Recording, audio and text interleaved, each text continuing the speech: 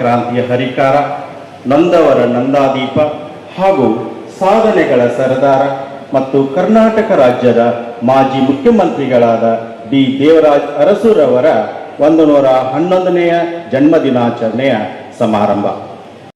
ಎಷ್ಟೋ ವಿದ್ಯಾರ್ಥಿಗಳು ತಮ್ಮ ಜೀವನವನ್ನು ವಸತಿ ನಿಲಯಗಳಲ್ಲಿ ಪ್ರವೇಶ ಪಡೆದುಕೊಂಡು ತಮ್ಮ ಜೀವನವನ್ನು ರೂಪಿಸಿಕೊಂಡಿದ್ದಾರೆ. ಅದರಂತೆ ನಮ್ಮ ಬೆಳಗಾವಿ ಜಿಲ್ಲೆಯಲ್ಲಿ 171 BCM ವಸತಿ ನಿಲಯಗಳು ನಮ್ಮ ಜಿಲ್ಲೆಯಲ್ಲಿ ಇದ್ದು ಇಲ್ಲಿ 15,195 ವಿದ್ಯಾರ್ಥಿಗಳು ಡಿ ದೇವರಾಜ್ ಅರಸ್ ಅವರ ಕೃಪೆಯಿಂದ ವಸತಿ ನಿಲಯದಲ್ಲಿ ವಿದ್ಯಾಭ್ಯಾಸವನ್ನು ಮಾಡುತ್ತಿದ್ದಾರೆ.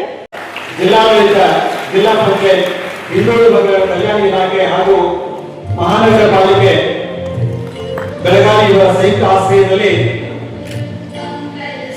ಸಾಮಾಜಿಕ ಕ್ರಾಂತಿಯ ಹರಿಕಾರ, ನೊಂದವರ ನಂದಾದೀಪ, ಸಾಧನೆಗಳ ಸರದಾರ, ಸಮಾನ ಅವಕಾಶ, ಶಿಕ್ಷಣ ಮತ್ತು ಸ್ವಾಭಿಮಾನ ಪ್ರತಿಯೊಬ್ಬರ ಹಕ್ಕು ಎಂಬ ಅರಿವು ಮೂಡಿಸಿದ ಸಾಮಾಜಿಕ ಕ್ರಾಂತಿಯ ಹರಿಕಾರರಾಗಿರುವಂತಹ ದಿವಂಗತ ಡಿ ದೇವರಾಜ್ ಅರಸರವರ ಭಾವಚಿತ್ರಕ್ಕೆ ಪುಷ್ಪಾರ್ಚನೆ ಹಾಗೂ ಪೂಜಾ ಸಮಾರಂಭ ನೆರವೇರ್ತಾ ಇದೆ. ದಯವಿಟ್ಟು ಎಲ್ಲರೂ ತಮ್ಮೆಲ್ಲರ ಜೋರಾದ ಚಪ್ಪಾಳೆಯನ್ನು ತರಬೇಕಾಗಿ ತಮ್ಮಲ್ಲಿ ವಿನಂತಿಸಿಕೊಳ್ತೇನೆ.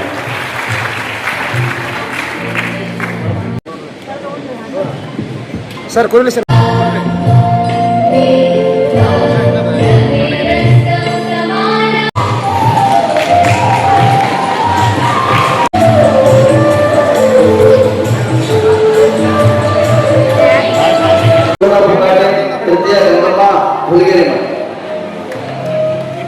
ನಾವೆಲ್ಲರೂ ಒಂದಾಗಿ ಇವತ್ತು ಇಲ್ಲಿ ಆಗಮಿಸಿದೀವಿ.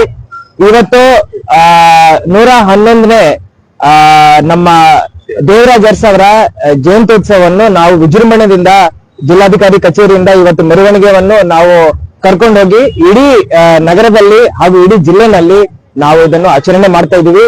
ನಮ್ಮ ಎಲ್ಲ ಕಾನೂನುಗಳನ್ನು ಬಡವರ ಪರವಾಗಿ ಹಾಗೂ ಶೋಷಿತ ವರ್ಗಗಳ ಪರವಾಗಿ ಬದಲಾಯಿಸಿರುವಂತ ಮಹಾನ್ ನಾಯಕರು ದೇವರಾಜ್ ಅರಸರವರನ್ನು ಇವತ್ತು ನೆನಪಿಸಿಕೊಳ್ಳಬೇಕಾದ ದಿನ. ಅವರು ಮಾಡಿರುವಂತ ಕ್ರಾಂತಿಕಾರಿ ಕಾನೂನುಗಳನ್ನು ನಾವು ಇವತ್ತು ನೆನಪಿಸಿಕೊಳ್ಳಬೇಕು. ಜೊತೆಯಲ್ಲಿ ಅವರ ಮೂಲ ಉದ್ದೇಶಗಳೇನಿದ್ದಾವೆ, ಅವರ ಮೌಲ್ಯಗಳೇನಿದ್ದಾವೆ ಅಂದ್ರೆ ನಾವೆಲ್ಲರೂ ಒಂದಾಗಿರ್ಬೇಕು, ಸಮಾಜದಲ್ಲಿ ಸಮಾನತೆ ಬರ್ಬೇಕನ್ನೋದು ಅವರದ್ದು ಉದ್ದೇಶ ಏನಿದೆ, ಅದರಕ್ಕೋಸ್ಕರ ನಾವೆಲ್ಲರೂ ಒಂದಾಗಿ ಕೆಲಸ ಮಾಡ್ಬೇಕಂತ ಇವತ್ತು ತಮ್ಮ ಮುಖಾಂತರ ಎಲ್ಲರಿಗೂ ನಾನು ಹೇಳಲಿಕ್ಕೆ ಬಯಸುತ್ತೇನೆ.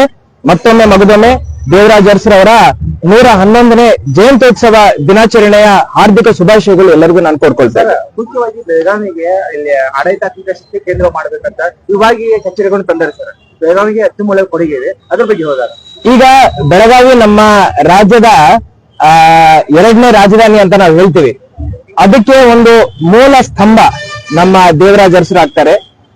ಜೊತೆನಲ್ಲಿ ನಾವು ಉತ್ತರ ಕರ್ನಾಟಕ ಭಾಗದಲ್ಲಿ ಏನೇನು ಅಭಿವೃದ್ಧಿಗಳನ್ನು ನಾವು ಈಗ ನೋಡ್ತಾ ಇದ್ದೀವಿ, ಆವಾಗ ಒಂದು 30-35 ವರ್ಷದ ಹಿಂದೆ ಅದರ ರೂಪುರೇಷೆಗಳನ್ನು ಅವರು ರೂಪಿಸಿದ್ದಾರೆ.